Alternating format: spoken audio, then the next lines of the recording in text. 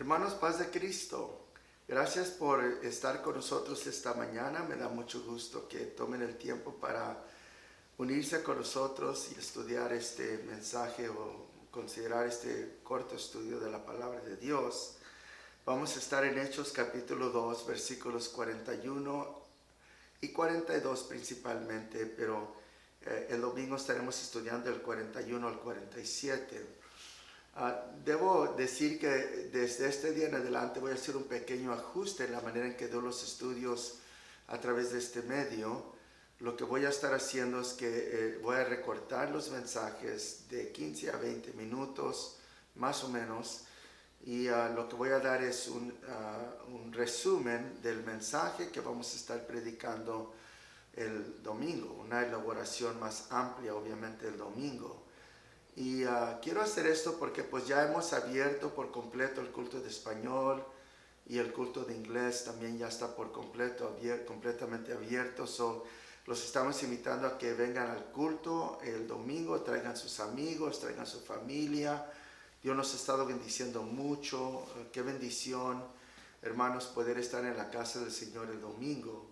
Pero para los que no pueden venir todavía, pues estaremos dando este mensaje de 15 a 20 minutos por este medio. Y gracias por sintonizar el programa. En Hechos capítulo 2, versículos 41 al 47, la Biblia dice lo siguiente. Así que los que recibieron la palabra fueron bautizados y se añadieron aquel día como 3,000 personas. Y perseveraban en la doctrina de los apóstoles y en la comunión unos con otros, y en el partimiento de pan y en las oraciones.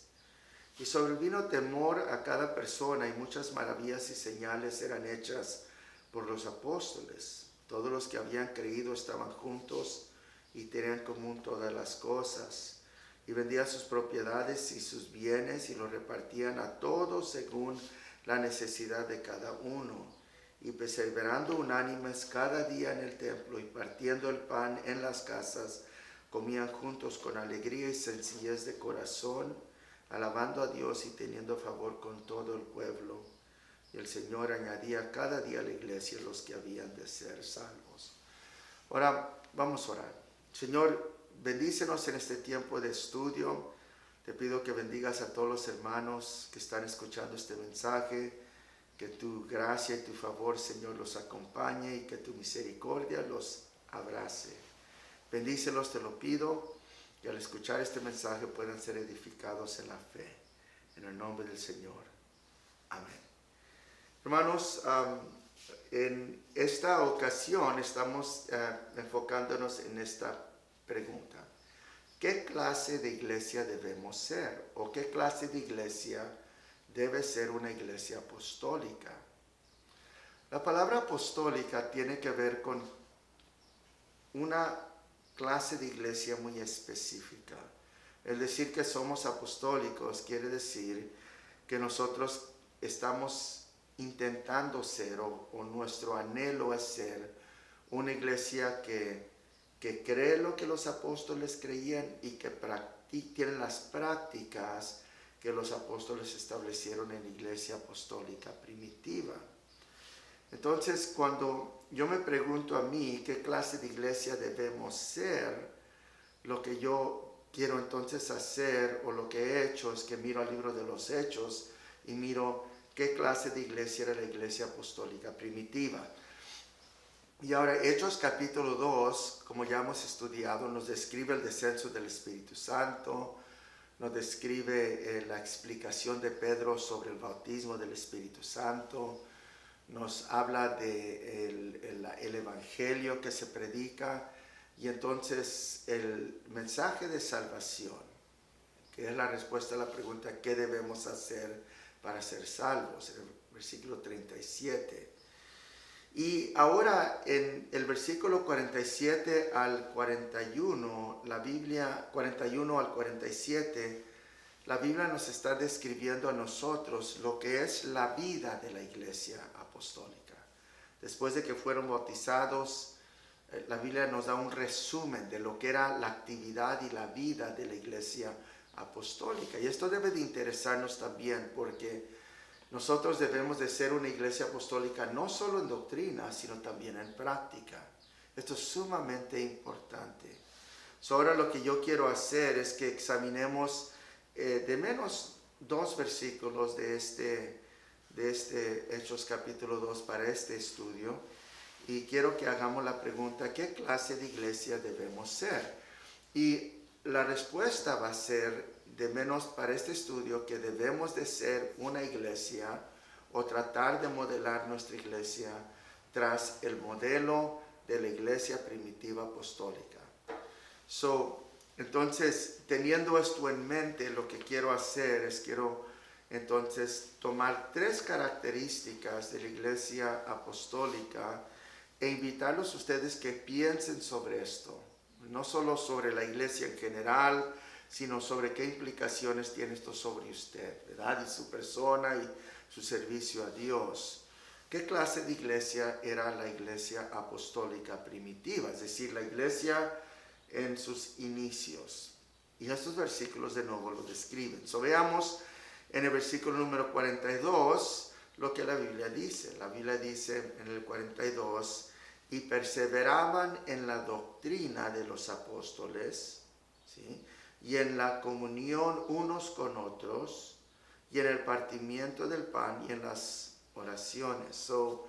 Lo que la Biblia está diciendo aquí sencillamente es que, en primer lugar, la iglesia apostólica primitiva era una iglesia doctrinal. Es decir, ellos le daban mucho énfasis a que todos creyeran lo mismo, que ellos tuvieran las mismas creencias esenciales. Un solo Dios, Jesucristo es el Salvador, el Mesías, que vino y pagó el precio para redimir sus pecados. El descenso, Jesucristo regresó para habitar dentro de la iglesia en forma del Espíritu Santo. Y entonces la iglesia tenía unas creencias muy básicas que formaban la base de la unidad de la iglesia, que en unos momentos vamos a platicar.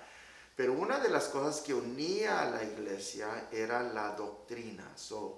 La iglesia apostólica primitiva era una iglesia doctrinal. Miren lo que dice otra vez, y perseveraban en la doctrina de los apóstoles. Ahora, nosotros debemos de esta escritura aprender que en la iglesia debe de existir una unidad doctrinal.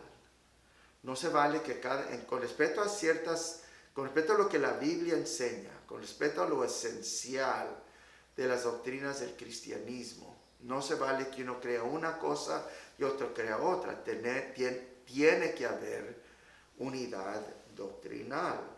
Y esto es muy importante porque miren lo que dice Pablo cuando él está instruyendo a Timoteo en Timoteo 1:3. Él dice esto: como te rogué que te quedes en Éfeso cuando fui a Macedonia, para que mandases a algunos que no enseñen diferente doctrina.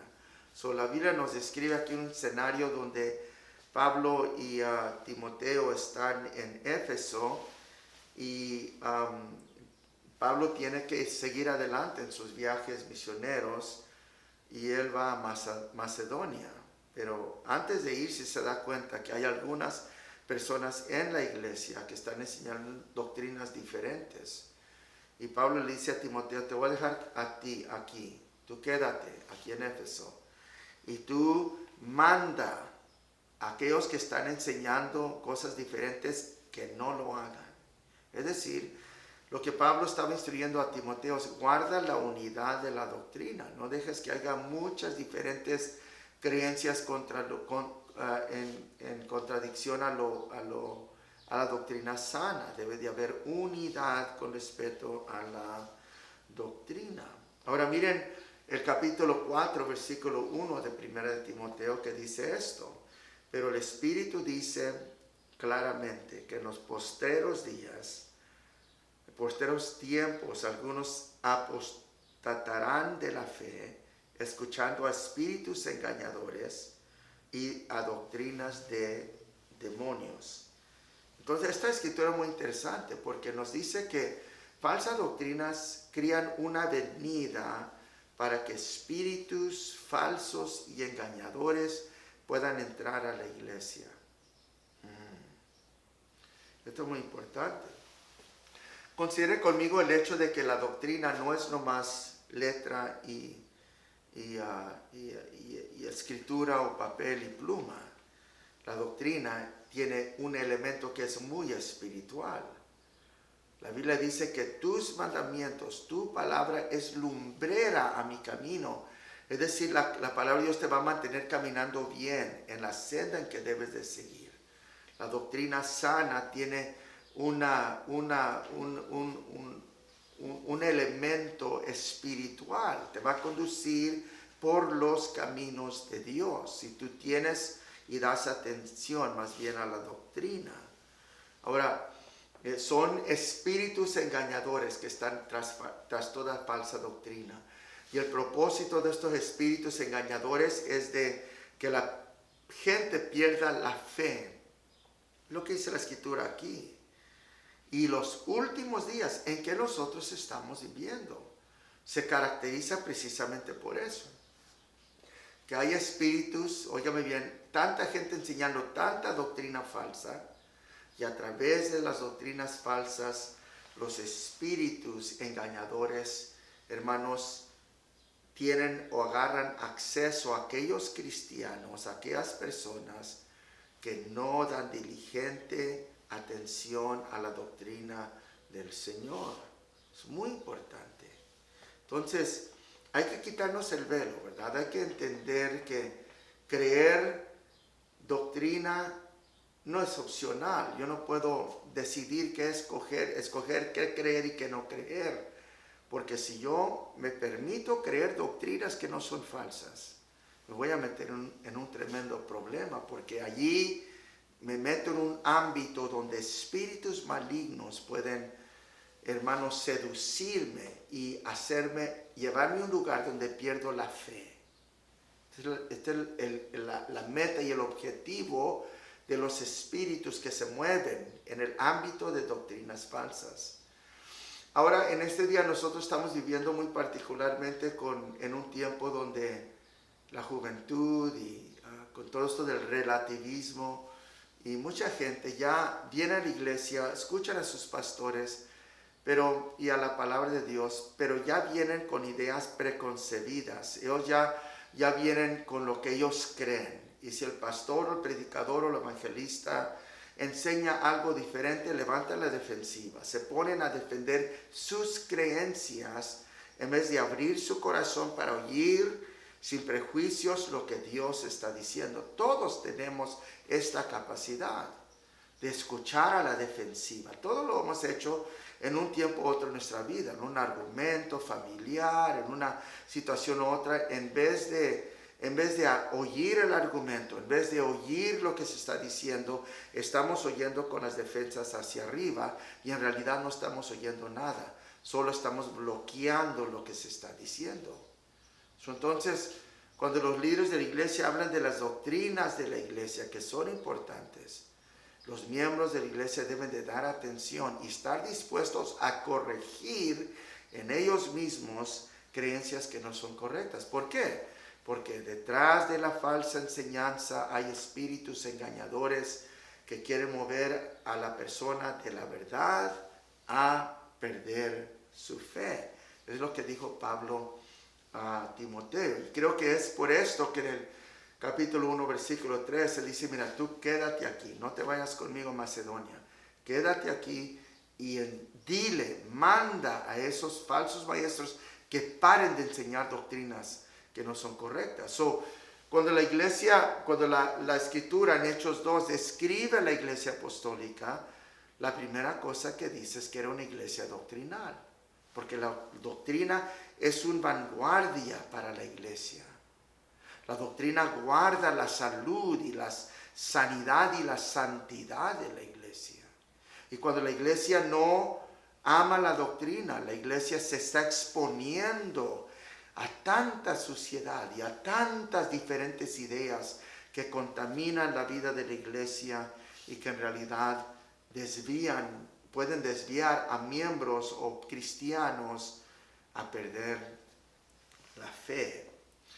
Ahora, la segunda cosa que nosotros vemos en la iglesia, la segunda característica en el versículo 42, es que dice esto: y perseveraban en la doctrina de los apóstoles, oigan bien, y en la comunión unos con otros y en el partimiento de pan. Ahora, nomás déjenme hacer un comentario sobre el partimiento de pan. Eso puede referirse a dos cosas. Puede referirse a que celebraban la Santa Cena en los hogares o que simplemente se juntaban para comer juntos y disfrutar un buen tiempo de amor y de confraternidad. Y probablemente quiere decir las dos cosas. Pero la verdad es esta, que lo que me llama a mí la atención es que la Biblia dice que estos hermanos perseveraban en la comunión unos con otros y en el partimiento de pan. Eso quiere decir que la unidad era importantísima para la iglesia primitiva. La iglesia primitiva apostólica era una iglesia fuerte, llena del poder de Dios. Y mucho de la fuerza y la efectividad y eficiencia de la iglesia apostólica primitiva consistía en que ellos estaban unidos. Ahora, lo que nosotros necesitamos es unidad, no uniformidad. Uniformidad se manifiesta en que todos entendemos que tenemos que ir al culto el domingo. Y el domingo vienen hermanos a los cultos. Pero no, unidad es algo diferente. Unidad es venir a la iglesia y estar unido, no solo en congregarse, porque es una responsabilidad del cristiano, sino nuestros corazones están unidos en servir y amar a Dios, en llevar a cabo la misión que Cristo nos dejó a nosotros como miembros del cuerpo de Cristo. Óigame bien esta distinción, porque tenemos que hacer una distinción entre la unidad y la uniformidad. La unidad es voluntaria, la uniformidad es requerida. Alguien puede venir a la iglesia porque tiene que venir, y eso pues está bien, no es lo mejor, pero lo mejor es venir porque uno quiere venir. La unidad, el amor entre los hermanos, la confraternidad entre los hermanos, es una condición que nace en el corazón sano de los creyentes, que ha sido regenerado por el poder del Espíritu Santo. La uniformidad es una expresión externa. Estoy cumpliendo, estoy haciendo lo que tengo que hacer, pero el corazón todavía no ha abrazado esa experiencia, esa práctica, esa doctrina. Entonces, la unidad siempre es superior, hermanos. Es donde Dios quiere que estemos, que nuestro corazón esté aquí, que nuestro amor esté aquí, que nuestra pasión esté aquí, que estemos comprometidos no solo en las cosas sencillas, sino que estemos comprometidos de todo corazón con el Señor y con su iglesia. La unidad es producida en nosotros por el Espíritu Santo al nosotros esforzarnos por estar juntos y por cumplir la misión que Cristo nos ha dado juntos. La tercera característica de esta iglesia apostólica, y la última que mencionaré hoy, es esto, que la iglesia apostólica primitiva era una iglesia espiritual. Y esto tiene que ver otra vez con las prácticas de la iglesia. Ellos eran una iglesia que se dedicaban a la oración. Miren el versículo 42 otra vez. Dice, y perseveraban en la doctrina de los apóstoles. Lo pudiéramos leer de esta manera. Y perseveraban en comunión unos con otros en el partimiento de pan. Y perseveraban en las oraciones. En otras palabras, había una determinación en el corazón de los hermanos apostólicos, que estas tres cosas fundamentalmente importantes, la doctrina, la unidad y la espiritualidad, iban a jugar un rol central en lo que era la vida de la iglesia apostólica primitiva. La iglesia se juntaba para orar, se juntaba para tener comunión y estaban unidos en lo que creían, sus prácticas, sus creencias. Para resumir esto otra vez, cuando estoy hablando de la iglesia apostólica primitiva, ¿qué clase de iglesia era la iglesia apostólica primitiva?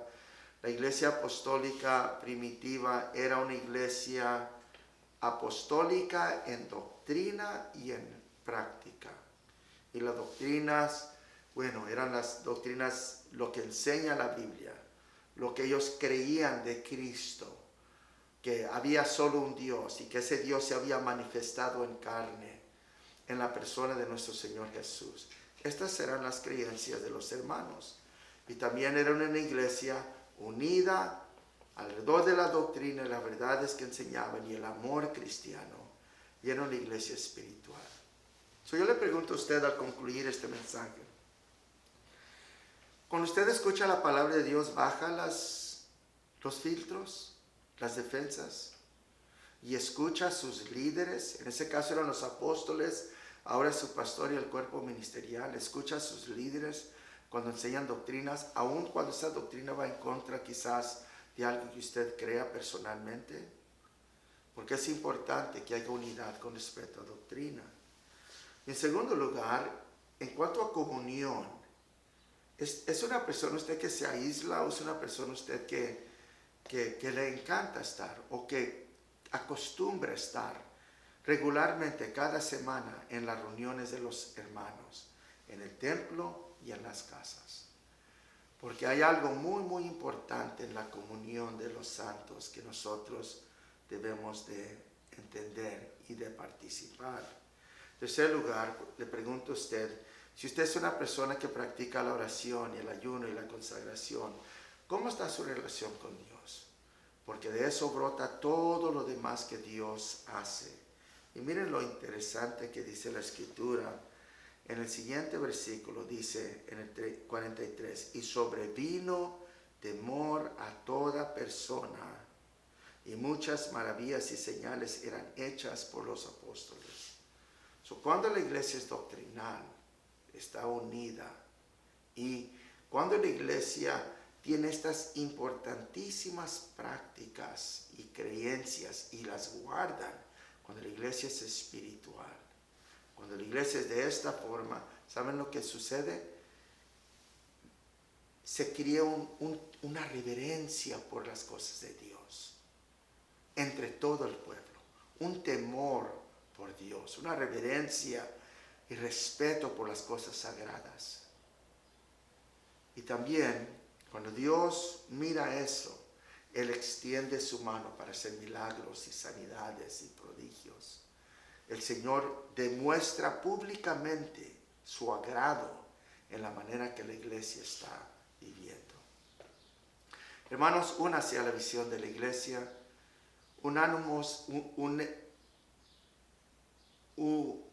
Vamos a unirnos alrededor de la idea de que debemos de ser una iglesia apostólica en doctrina y en práctica.